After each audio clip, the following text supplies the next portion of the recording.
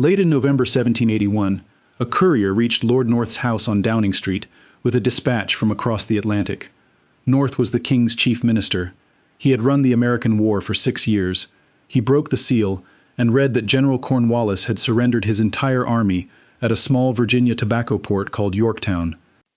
North had absorbed bad news before. This landed differently.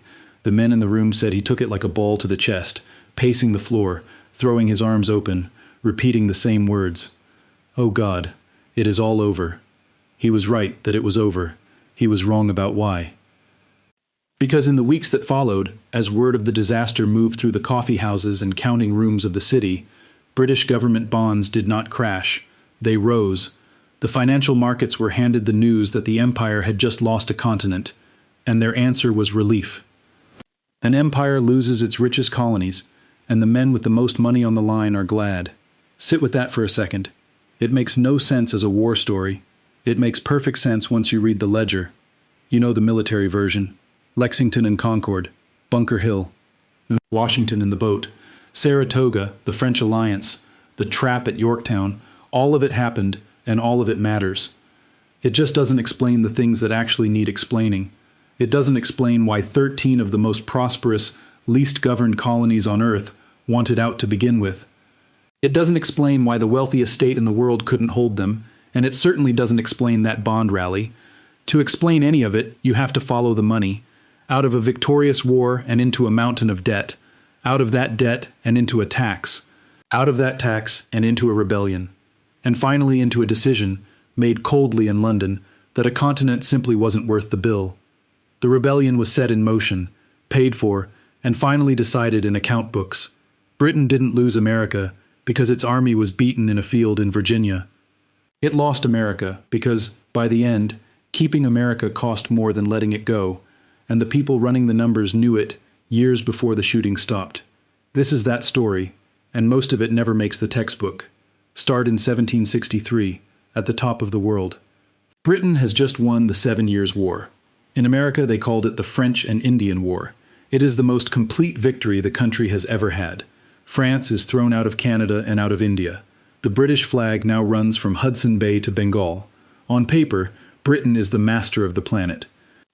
On paper is the problem. Winning that war had roughly doubled the national debt, from about £74 million before it to around £133 million after. Those figures mean nothing until you translate them. The debt was now close to 1.5 times everything the country produced in a year.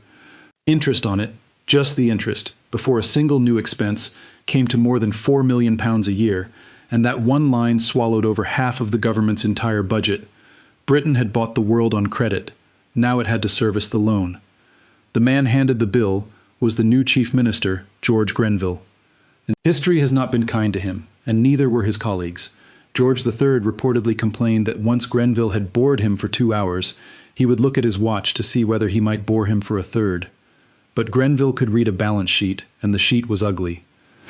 He also had a new cost that would never go away. The victory hadn't actually ended the fighting in America. In 1763, a coalition of native nations under a leader the British called Pontiac rose up across the frontier and overran one fort after another.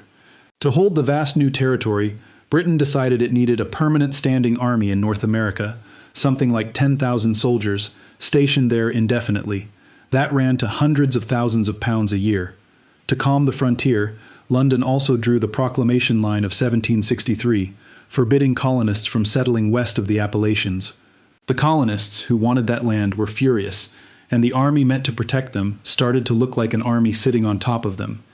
Meanwhile, at home, the tax screws were already stripped bare. Britons paid duties on land, on windows, literally counted, pane by pane, on carriages, on newspapers, on beer. When the government put a new tax on cider in 1763, parts of the country rioted. Here is the cruel joke buried in the numbers. Britain's ability to borrow on that scale was its superpower. Through the Bank of England and a system of funded government debt, it could raise money faster and more cheaply than any rival, France above all. Historians have a name for this, the fiscal military state. It is the real reason Britain kept winning its wars. The machine that built the empire was, at bottom, a debt machine, and in 1763, that machine had just handed Britain the world. Within a generation, it would help pull America back off the table. There was a further irritant across the ocean. To a lot of colonists, a permanent army stationed among them in peacetime wasn't reassurance. It was a warning. Englishmen had spent a century being taught to fear standing armies as the favorite instrument of tyrants.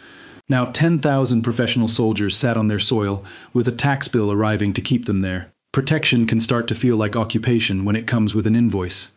So Grenville looked across the Atlantic, at the people he was now paying an army to defend, and asked an obvious question. Why shouldn't they cover a share of their own protection? On its face, entirely reasonable.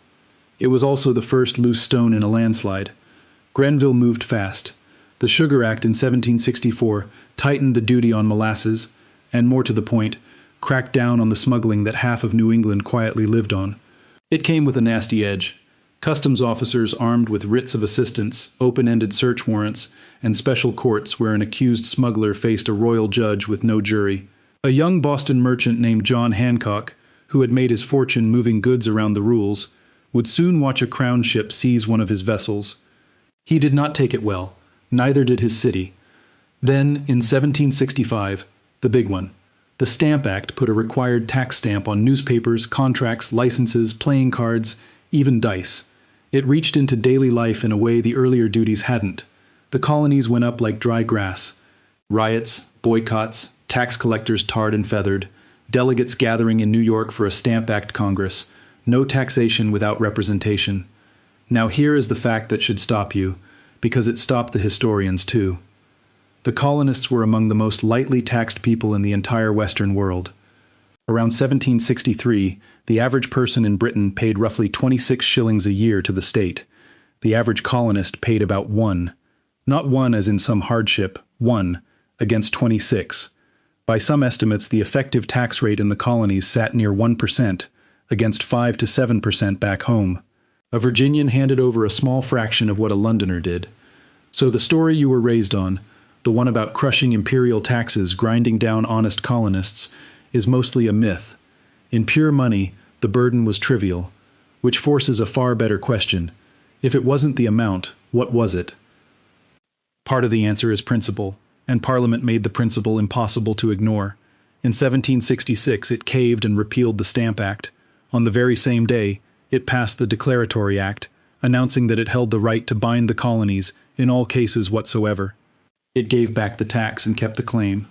Then, in 1767, a treasury chief named Charles Townshend, a man so fond of his own cleverness they called him Champagne Charlie, brought in a fresh round of duties, just to prove the point could be enforced. Every retreat came stapled to a reminder that London could reach into colonial pockets whenever it chose, for as much as it liked. The colonists had a weapon of their own, and it too was economic. They stopped buying British goods. The non-importation agreements of the 1760s and 1770s hit merchants in London, Bristol, and Glasgow exactly where they lived, and those merchants promptly marched on Parliament demanding the government make the pain stop. That lobbying is a big part of why the Stamp Act was repealed at all. In Virginia, a young lawyer named Patrick Henry pushed through resolutions denying Parliament's right to tax the colony, and the words traveled up and down the coast in the newspapers. From the very start, both sides were fighting with account books as much as with muskets, and both sides knew it. But there was a second answer, and this is the part that gets left out of the school book. It was about money, after all, just not the money in the headlines. The colonies had a chronic, grinding shortage of hard cash. They ran a permanent trade deficit with Britain, so coin flowed out faster than it came back.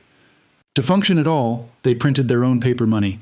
In 1764, the same year as the Sugar Act, Parliament passed the Currency Act and effectively banned it, forbidding the colonial assemblies from making their paper legal tender for debts. The timing was poison. At the exact moment Britain began demanding new taxes payable in scarce hard coin, it stripped away the paper money people used to trade with. Picture a landlord raising your rent and pocketing your wallet in the same week. The grievance wasn't really the tax rate, it was the deflation underneath it. To see how tightly the colonies were wired into London's money, you have to look at a disaster most American textbooks skip completely, because it happened in Britain.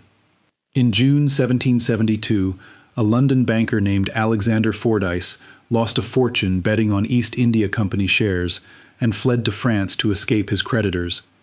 His bank collapsed, and because 18th century finance was a web of everyone owing everyone, the failure ran straight down the wires. A wave of banks fell in London.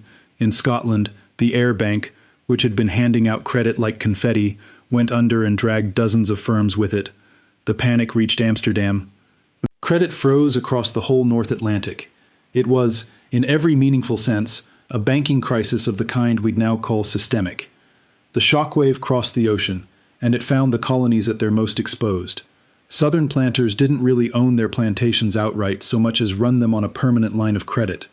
They shipped their tobacco to merchant houses in Glasgow and London, who sold it, took a cut, and advanced them credit against next year's crop. It kept the planters in fine houses and fine coats, and permanently, structurally in debt. On the eve of the Revolution, Americans owed British creditors something like £5 million. Virginia's planters alone were into them for £2.3 million. When the credit door slammed in 1772, those merchant houses started calling the debts in.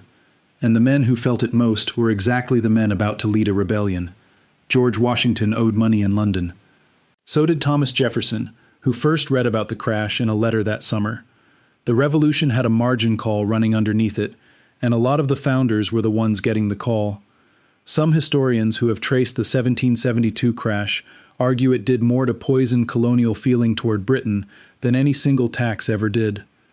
It turned an argument about principle into a personal grievance in thousands of ledgers at the same moment. The scale is hard to overstate. In a matter of weeks, the failures spread from a single London banking house to dozens of firms across Britain and the continent. Fortunes that had looked solid in the spring were simply gone by autumn, and every planter who had been quietly rolling his debt forward year after year woke up to find a very impatient creditor on the far side of the ocean. And the very same crash was about to bankrupt the largest corporation on earth. The East India Company was not a normal business. It was a private company with its own army that governed millions of people in India, and it was stitched directly into British public finance. It lent the government money. It owed the government money, around £400,000 every year, for the privilege of its monopoly. Its shares sat in the portfolios of half the political class in London. It was, to use the phrase we'd reach for now, too big to fail. By 1772 it was failing. A catastrophic famine in Bengal in 1770, which killed something like 10 million people, had gutted the revenues the company squeezed out of India.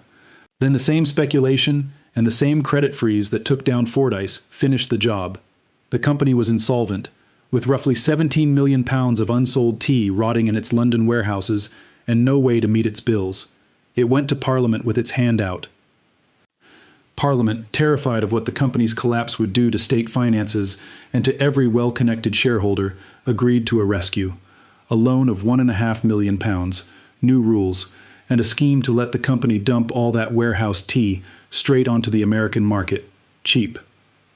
Read that decision closely, because it is startlingly modern. A giant firm, run recklessly, gambles itself to the brink. Its collapse threatens the wider financial system and the fortunes of the powerful men who own its stock. So the state steps in, hands over public money, and pushes the ultimate cost onto ordinary people who had no vote in any of it. In 1773, those ordinary people happened to live 3,000 miles away, in Boston and Charleston and New York. That scheme was the Tea Act of 1773. Strip away the folklore and it is plainly what it was, a bailout of a politically connected giant, financed by prying open a captive colonial market. Here's the irony the schoolbooks fumble. The Tea Act made tea cheaper. The company could now undersell even the smugglers. Ministers in London genuinely could not picture the colonists rioting over a bargain. The colonists weren't rioting over the price. They saw a rigged game, a parliament rescuing its favorite corporation by force-feeding subsidized product to them, while quietly leaving the old tea duty attached, so that buying the cheap tea meant swallowing the very principle they'd been fighting over for a decade. Up and down the coast they refused it. Philadelphia and New York turned the tea ships back. Charleston let the tea rot in a warehouse, and on the night of December 16, 1773, a few dozen men in Boston boarded 3 ships and threw 342 chests, about 18,000 pounds of tea, into the harbor. Britain answered with the coercive acts, shutting Boston's port and tearing up the Massachusetts Charter. The colonies read that as the mask coming off. 16 months later, they were shooting at redcoats at Lexington.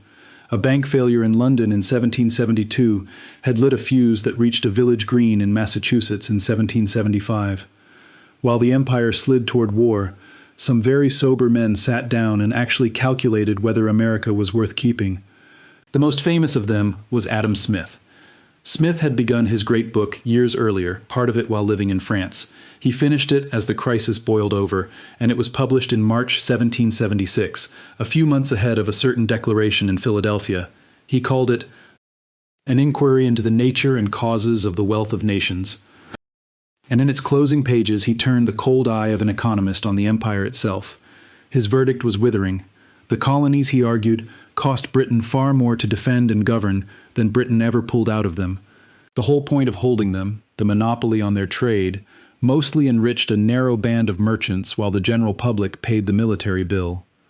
Across 2 wars, Smith wrote, the colonies had cost Britain more than double the entire national debt as it had stood before those wars began.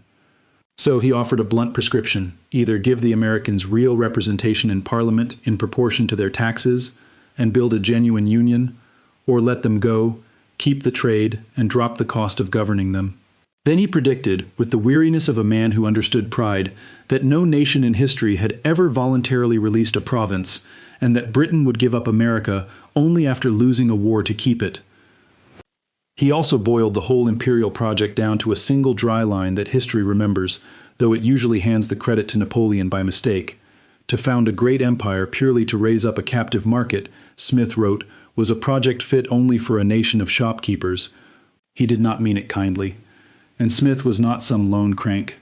A clergyman named Josiah Tucker, the Dean of Gloucester, had been arguing the same thing for years, more bluntly and earlier. Tucker did the sums and concluded the colonies were a costly encumbrance. The mother country would be richer without.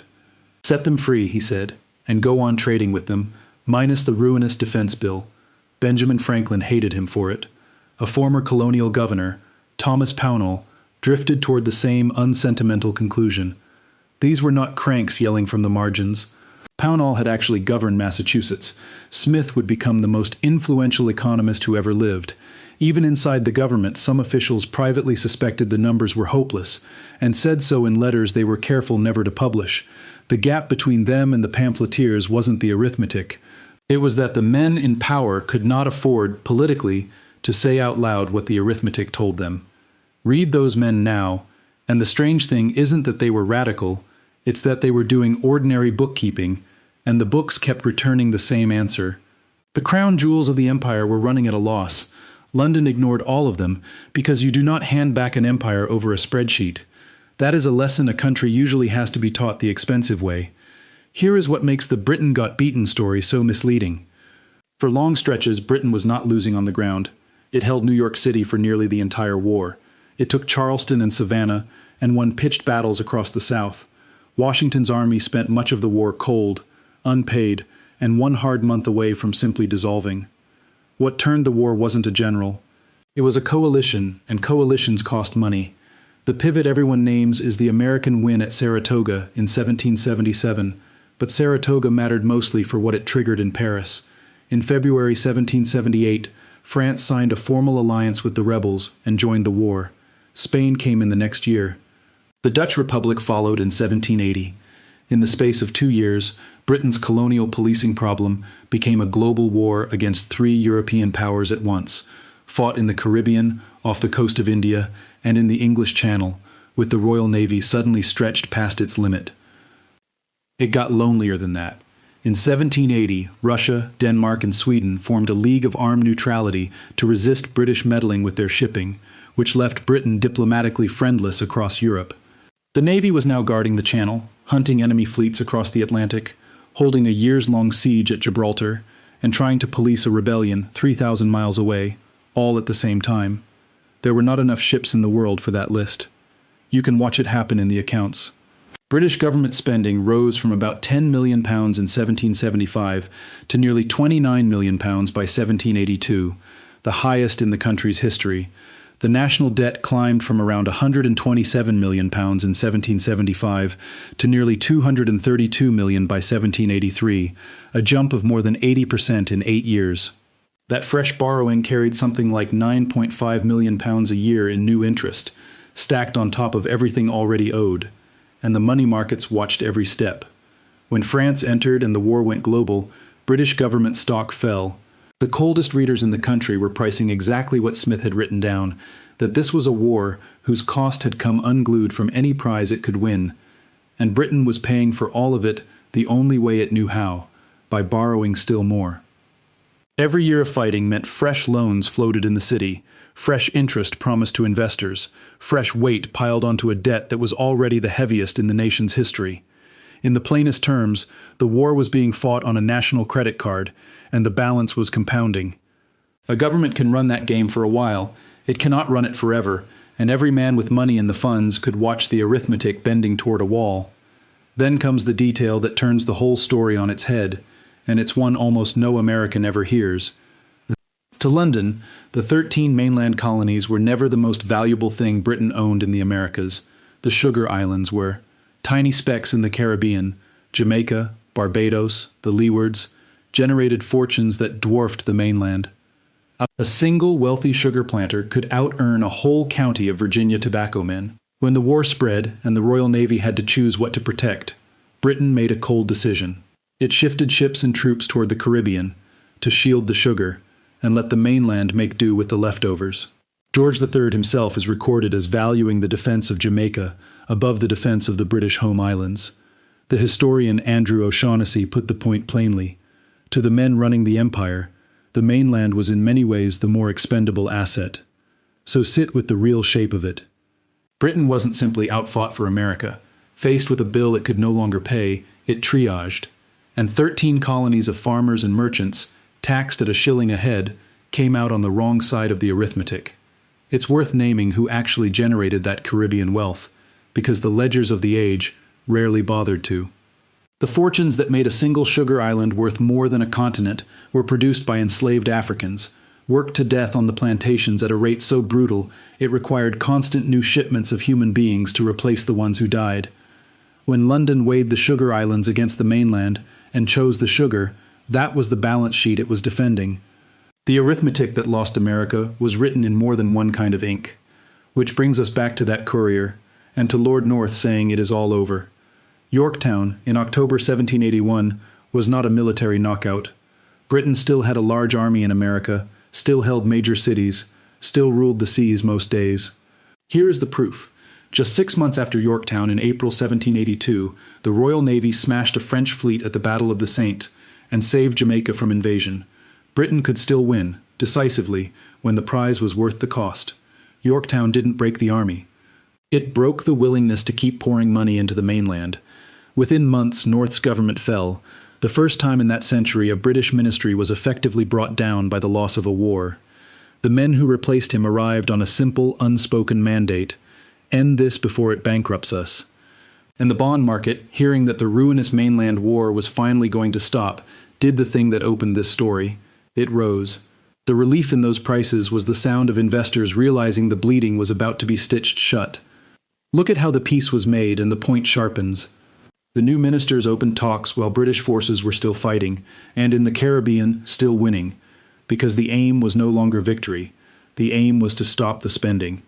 A country does not sue for peace from a winning position on the seas unless something other than the battlefield is driving it out of the war.